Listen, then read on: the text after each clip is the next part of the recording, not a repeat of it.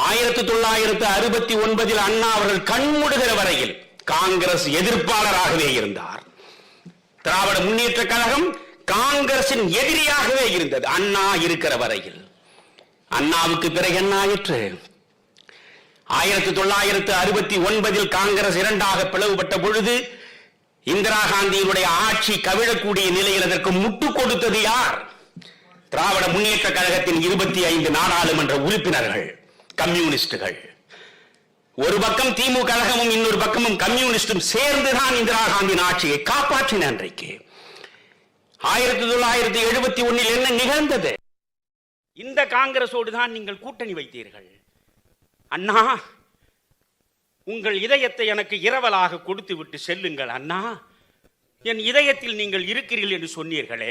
அண்ணா சாகர வரை காங்கிரஸ் எதிர்ப்பாளராகவே இருந்தாரே, நீங்கள் ஏன் காங்கிரசிடம் சென்றீர்கள்? இதயத்தை கயற்றி வைத்து விட்டீர்களா?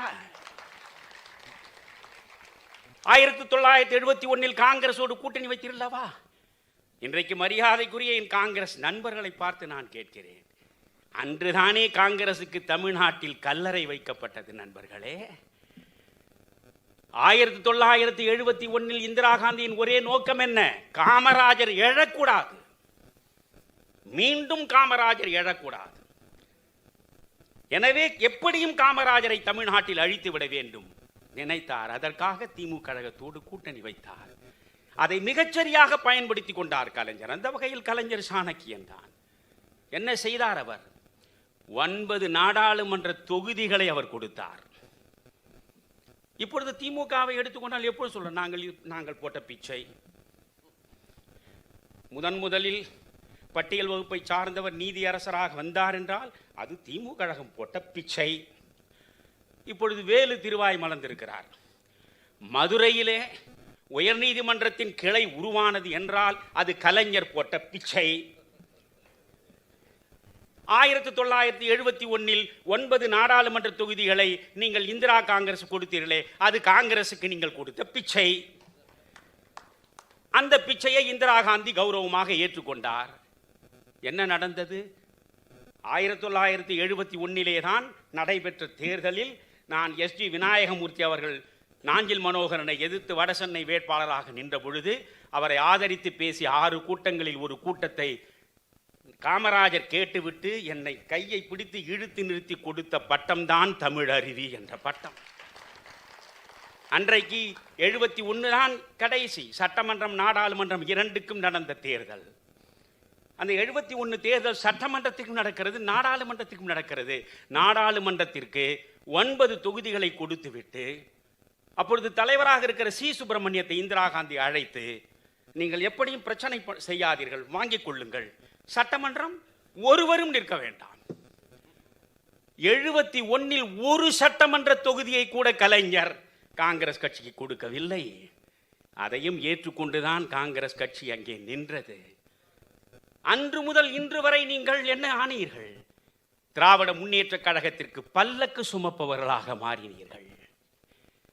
திராவிட முன்னேற்ற கழகத்திற்கு பல்லாண்டு பாடுபவர்களாக மாறினீர்கள். காமராஜரை பற்றி பேசுவதற்கு உங்களுக்கு அடிப்படை தார்மீக தகுதி இருக்கிறதா என்று கேட்கிறேன். மோடி பிரதமராக வேண்டும் என்று மணியன் சொன்னால் மணியன் காமராஜ் தொண்டனா என்று கேட்கிறீர்கள். அவர்களுக்கு நான் சொல்கிறேன், 1971 தேர்தலிலேதான் இந்திரா காங்கிரஸை வீழ்த்த வேண்டும் என்பதற்காக காமராஜர் கூட்டணி வைத்தது யாரோடு தெரியுமா? இன்றைய பாரதிய ஜனதாவாக இருக்கிற நேற்றைய ஜனசங்கம். அகில இந்திய அளவில் காமராஜருடைய ஸ்தாபன காங்கிரஸ், சோசியலிஸ்ட் பார்ட்டி, பாரதிய ஜனதா, அன்றைக்கு ஜனசங்கம் இவர்கள் சேர்ந்து அமைத்த கூட்டணி தான். எனவே காமராஜர் அமைத்த கூட்டணி அது. வாழ்காலத்திலேயே காமராஜர் இந்த இந்திரா காங்கிரஸை எதிர்த்து வீழ்த்துவதற்காக அவர் ஜனசங்கத்தோடு கூட்டணி வைத்தார் என்கிற பொழுது காமராஜரை கடவுளாக வைத்து போற்றுகிற நான், காமராஜருடைய தொண்டனாகிய நான், அதே இந்திரா காங்கிரஸ் கூட்டணியை வீழ்த்துவதற்காக நான் மோடியை ஆதரிக்கிறேன். இதில் என்ன முரண்பாடு என்று கேட்கிறேன். நீங்கள் முரண்பட்டவர்களா, நான் முரண்பட்டவனா? கடவுள் ஒழிய வேண்டும் என்றார் பெரியார், ஒழிந்ததா? மதம் ஒழிய வேண்டும் என்றார், ஒழிந்ததா? காங்கிரஸ் ஒழிய வேண்டும் என்றார். அது ஒழியாமல் பார்த்துக் கொள்பவர்கள் நீங்கள் தானே ஸ்டாலின். காந்தி ஒழிய வேண்டும் என்றார், அவர் கண்மூடி விட்டார், பிரச்சனை இல்லை. அதற்கு பிறகு பார்ப்பான் ஒழிய வேண்டும். இன்றைக்கு நீங்கள் சொல்வீர்களா? நண்பர்களே, ஒன்றை புரிந்து கொள்ளுங்கள். நான் RSS உடைய அமைப்பு விதிகள் உட்பட நான் அனைத்தையும் படிப்பவன். எந்த அளவுக்கு மனிதர்கள் இருக்கிறார்கள் மனநோய் பிடித்து என்றால், ஒரு மனிதன் என்னை ஒரு கட்டத்தில் பேட்டி எடுத்தார். அது ஒரு ஒரு 2 ஆண்டுகளுக்கு முன்பு என்று வைத்துக் கொள்ளுங்கள். அப்பொழுது நான் பிஜேபியை பற்றியோ மோடியை பற்றியோ சிந்திக்க கூட இல்லை. ஒரு பேட்டி எடுக்கிறார் என் வீட்டில்.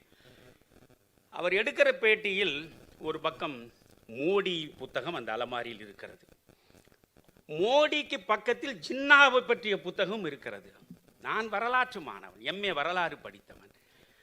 உலகம் முழுவதும் வரலாற்று செய்திகளை அறிந்து கொள்ள வேண்டும் என்பதற்காக தேடி தேடி படிப்பவன். அதில் இந்த பேட்டி எடுத்தவர் அந்த கேமராவை அப்படியே நெருக்கமாக கொண்டு போய் மோடி புத்தகத்தை காட்டுகிறார். உடனே ஒருவர் சொல்ற, பார்த்தீர்களா, இந்த ஆள் மோடி ஆள். அந்த அளவுக்கு குறுகலான மனநோய் உள்ள நீங்கள், இப்பொழுது நான் கேட்கிறேன், இந்த நிலையில் நீங்கள் பெரியாரை பற்றி பேசுகிறீர்கள் என்றால் நீ பேசக்கூடாது. பிராமணர்களுக்காக, அதாவது நீங்கள் RSS-இனுடைய அமைப்பு விதிகளை நான் படித்து பார்த்திருக்கிறேன். ஒரு வெள்ளைக்காரன் RSS-ஐ பற்றி எழுதியிருக்கிற ஒரு அற்புதமான புத்தகம், விருப்பு வெறுப்பு இல்லாமல் எழுதியிருக்கிற புத்தகத்தை வேண்டுமானால் உங்களுக்கு நான் பரிந்துரை செய்கிறேன். RSS-இல் ஒரு கிறிஸ்தவர் இருக்கலாம், RSS-இல் ஒரு முஸ்லீம் இருக்கலாம்.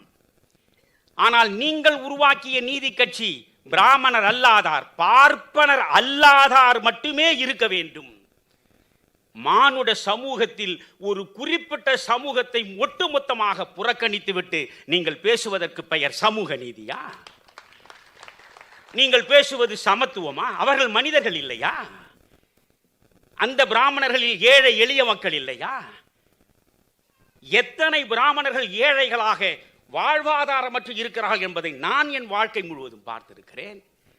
ஒரு குறிப்பிட்ட சமூகத்தின் மீது நீங்கள் தொடக்கம் தொட்டு இன்று வரையில் வெறுப்பை மட்டுமே விதைத்து அரசியலை வளர்த்திருப்பவர்கள் நீங்கள். நீதி கட்சி தொடங்குகிற பொழுதே பிராமணர் அல்லாதார் இயக்கம், அங்கே வெறுப்பை நீங்கள் வளர்க்கிறீர்கள். இன்று வரை நீங்கள் வெறுப்பு அரசியலை தான் செய்து கொண்டிருக்கிறீர்கள். எனவே இவற்றையெல்லாம் யோசிக்கிற பொழுது இந்த 4, 5 சொன்னேனே, இந்த 5ஐயும் ஒழித்து விட்டுத்தான் அடுத்த வேலை பார்க்க வேண்டும் என்று பெரியார் சொன்னார் என்றால், நீங்கள் பெரியாரின் சீடர்கள் என்றால் இவற்றையெல்லாம் செய்ய வேண்டாமா? உடனடியாக ஸ்டாலின் அவர்கள், ஐயோ இது எனக்கு தெரியாதே இந்த வரலாற்று உண்மை, பெரியார் காங்கிரஸை ஒழிக்க வேண்டும் என்று சொன்னாரா, நாளைக்கே கூட்டணியிலிருந்து நான் விடைபெற்றுக் கொள்கிறேன் என்று சொல்ல தயாரா? அப்படி என்றால் கொள்கைவாதிகள் என்று பேசாதீர்கள் என்கிறேன். வெறும் சந்தர்ப்பவாதிகள் என்று சொல்லிக் கொள்ளுங்கள், அதில் எங்களுக்கு மாற்றம் இல்லை. அரசியலில் எந்த நேரத்திலும் எந்த முடிவையும் நாங்கள் எடுப்போம், எங்கள் நோக்கம் பதவிதான், சொல்லுங்கள். நண்பர்களே, நீங்கள் ஒவ்வொன்றாக யோசிக்கத்தான் காமராஜின் பெருமை தெரியும். காமராஜ் கடைசி வரையிலும் ஒரு வீடு இருந்தது அவருக்கு, ஒரு வீடு. வாழ்நாள் முழுவதும் வாடகை வீட்டில் வாழ்ந்த மனிதன் காமராஜ். கனிமொழி அவர்கள் ஏழுமலையானுக்கு உண்டியல் பெருசாக இருக்குது பாருங்கள். இப்போ தமிழ்நாட்டில் இருக்கிற திருக்கோயிலெல்லாம் இந்த பயலுவை மொட்டையடிச்சு விட்டானுவோ, காலி பண்ணி விட்டானுவோ, கோவிலே காணும்னு நான் ஊராக போய்கிட்டு இருக்கேன். இந்த உண்டியலை பார்த்துட்டு இப்போ எங்கே கண்ணு போயிருக்கு? ஏழுமலையானோட பெரிய உண்டியல். இங்கே பூட்டு போட்டு வச்சிருக்கிற உண்டியலே இவன் வந்து பூட்டை உடச்சி எடுத்துடுறானுவ. அது பூட்டு இல்லாமல் இருக்குது, துணியில் கட்டி தொங்க விட்டுருக்கு உண்டியல். அது இரும்பு வச்சு பூட்டியாக வச்சுருக்கோம் ஏழுமலையானுக்கு இல்லை. அங்கே ஏன் காவலாளி இருக்காங்கன்னு தப்பி தவறி உங்கள் அண்ணனோட நீ போயிட்டேன்னா என்ன பண்ணுறது? அதனால தான் வச்சுருக்கேன்.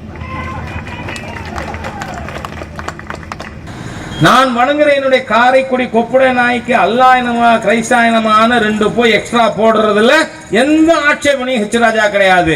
இது இங்க இருக்கிற ஹிந்துத்துவ அத்தனை பேரை ஏத்துப்பாங்க. ஏன்? இவர்கள் மதவெறியர்கள் அல்ல, ரியலி செக்குலர். அதனால இவர்கள் ஆட்சேபிக்க மாட்டார்கள். ஆனால் என் ஆண்டவனே ஒரே ஆண்டவன். அவனை நீ வணங்கலைனா நீ காஃபீர், நீ நரகத்துக்கு போவ, நீ சினர். நாம சொல்லலையே. அப்ப யார் secular? who is secular? Hindus alone are secular, all others are communal. All others are coming. அந்த ஹிந்துவனுடைய பெருந்தன்மை இன்னைக்கு பலவீனமா நினைக்கிறான். அதனால ஹிந்து மதத்தை அழிக்கிறதுக்காக அவன் என்ன சொல்றான், இப்ப இதை நம்புற சில பேர் இளைஞர்கள் இருக்காங்க, தவறான பாதை. ஆனால் மந்தையை விட்டு ஆடு பிரிந்து சென்றாலும் மீண்டும் மந்தைக்கு கொண்டு வருகின்ற சக்தி இந்த ராஜாக்கு இருக்குங்கிறேன். கொண்டு வருவோம். அவன் சொல்றான் தமிழன் ஹிந்து இல்லை. ஆனா அந்த சிலப்பதிகாரத்தில் என்ன சொல்லியிருக்கு, எங்க நகரத்தார் சமுதாயத்தை சேர்ந்த கோவலனும் கண்ணகியும் எப்படி திருமணம் செய்து கொண்டார்கள் என்று அதுல இளங்கோவடிகள், அவர் யாரு, சமணத்துறன், அவர் சொல்றார் இளங்கோவடிகள், வானத்து விண்மீன் தகையாளை கோவலன் மாமுது பார்ப்பான் மறைவழி காட்டிட தீவலம் செய்வது காண்பார்க்கன் நோன்பு என்னை. எப்படி வானத்து நட்சத்திரத்தை ஒத்த கண்ணகியை வயது முதிர்ந்த அந்தணன் மாமுது பார்ப்பான் மறைவழி காட்டிட வேதத்தின் வழியை காட்ட தீவலம் செய்வது அக்னியை பிரதட்சணமாக வந்தது பார்ப்பதற்கு கண்கள் விருந்திருக்க வேண்டும் காண்பார்க்கன் நோன்பு என்னை. சரி, இதுக்கு முன்னாடி போவோமே, இந்த முட்டா பசங்களுக்கு உதாரணம் இன்னொன்னு சொல்லலாம். அரே சங்க காலத்துல நக்கீரன் யாரோடு வாதிட்டான், நெற்றிக் கண்ணை திறப்பினும் குற்றமும் குற்றமேனு, யாரோட, ஈஸ்வரனோட. அப்ப தமிழ் இந்து இல்லையா? இந்த தமிழ் இளைஞர்களை தவறாக வழி நடத்த, ஹிந்து இல்லாமல் தமிழ் இல்லை. தேவாரமும் திருவாசகம் 4000 திவ்ய பிரபந்தம் கம்பராமாயணம் பெரிய புராணமும் பெருங்கதையும் இல்லாம தமிழ் எங்கடா இருக்கு? நீங்க என்னடா கொடுத்திருக்கீங்க? வேலைக்காரி, ஓடி போனவள், போலீஸ்காரன் மகள், பெற்ற மகளை தந்தை புணர்வதாக கதை எழுதி என் தமிழ் தாயை அசிங்கப்படுத்திய முட்டாள் கூட்டம் இது. தமிழ் விரோதிகள் கடகத்தார். வேலைக்காரி, ஓடி போனவர், போலீஸ்காரன், வெக்கமா இல்ல? 67க்கு முன்னாடி விபச்சாரி வீடுகளிலே மது அருந்தி சீட்டாடியது 67 மந்திர சபையானது இந்த தமிழகத்திற்கு இழுக்குங்கிறேன். தமிழகத்துக்கு இழுக்கு. இதுக்கு உதாரணம் எங்க போவன்னா, எங்க ஊர் கண்ணதாசனோட வனவாசத்தை படிங்க. கண்ணதாசன் சொல்றாரு, இந்த மானங்கட்டவனெல்லாம் மந்திரி சபைக்கு, இதுக்கு சட்டசபைக்கு போனா சட்டசபை விபச்சாரிகள் கூடாரமாகிவிடும் சொல்லியிருக்கான். கண்ணதாசன் சொல்லியிருக்கான், ராஜா இல்ல. அவன் அவ்வளவு கேவலமான கூட்டம் இன்னைக்கு ஒன்னா சேர்ந்துருக்கு. ஆனா இது கூட நல்லதுதான், ஒட்டுக்க அழிச்சுடலாம்ல, ஒத்தொத்தரா இல்லாம. ஆகவே நண்பர்களே, தமிழகத்தில் இருக்கின்ற 38,685 கோவில்கள் இருக்குன்னு தமிழக அரசாங்கம் தன்னுடைய கொள்கை விளக்க குறிப்பில் சொல்லியிருக்கு. நான் நேற்றைய முன்தின திருவண்ணாமலைக்கு போனா அங்க இடும்பனார் கோவில் இல்லை, இளையனார் கோவில் இல்லை. ஆனா அந்த கோவிலுக்கு ஈவோ போட்டிருக்கு. அதே மாதிரியா சிவகங்கை மாவட்டத்தில் ஒரு ஈவோக்கு கீழே இருக்கிற 35 கோவில்ல 20 கோவில் இல்லை. இந்த 38,685 குறைஞ்சது 10,000 கோவில் இல்லை. ஏன் கோவில் இல்லாம காணா போக்கியிருக்கான்? அப்பத்தானே அந்த கோவில் நிலத்தை ஆட்டையை போடலாம், அப்பத்தானே. இது அவன் தப்பா, நம்ம தப்பு. நாம் இங்கேருந்து திருப்பதிக்கு போறோம், இங்கேருந்து திருவல்லிக்கேணி போறோம், இங்கேருந்து மதுரைக்கு போறோம், இங்கேருந்து பழனிக்கு போறோம், இங்கேருந்து ராமேஸ்வரம் போறோம். ஆனா நம்ம ஊருக்கு பக்கத்துல இருக்கிற புராதன கோயில் 3000 ஆண்டுக்கு முந்தையது, 1000 ஆண்டுக்கு முந்தையது, 600 ஆண்டுக்கு முந்தையது, இந்த கோவிலுக்கு போறோமா? போகணும். பாயிண்ட் நம்பர் 1, நாம நம்ம சொந்தக்காரங்க இருக்கிற ஊர்களில் சென்னை இருக்கிறவங்க சொல்லுவோம், நம்ம ஊர்ல இருக்கிற பழைய கோவில் எல்லாம் செடி முளைச்சு போயிருந்தா அந்த செடியை எடுத்து சுத்தம் பண்ணுவோம், உழவார பணி. அதுக்கப்புறம் ராஜா அந்த நிலத்தை மீட்டு கொடுக்க நான் வர்றேன். தமிழ்நாட்டில் கவிப்பேரரசு வைரமுத்து அவர்கள் இருக்கின்றார். அவர் மேலே எத்தனை கம்ப்ளைண்ட் இருக்கு? 19 கம்ப்ளைண்ட் இருக்கு. அவர் யாரு கூட நின்றுகிட்டு இருக்காரு? லெஃப்ட்ல, ரைட்ல. கவிதையெல்லாம் பயங்கரமா எழுதுறாரு. யாரு கூட நிற்கிறாரு? முதலமைச்சர் மு.க. ஸ்டாலின் கூட இருக்கார். அந்த பாடகி அம்மா எத்தனை மாசமா கத்திக்கிட்டு இருக்காங்க. அதுவும் செக்ஷுவல் ஹராஸ்மெண்ட் கம்ப்ளைண்ட். ஒரு எஃப்ஐஆர் போட்டாங்களா? அவரை ஒரு போலீஸ் ஸ்டேஷனுக்கு கூப்பிட்டு என்கொயரி பண்ணாங்களா?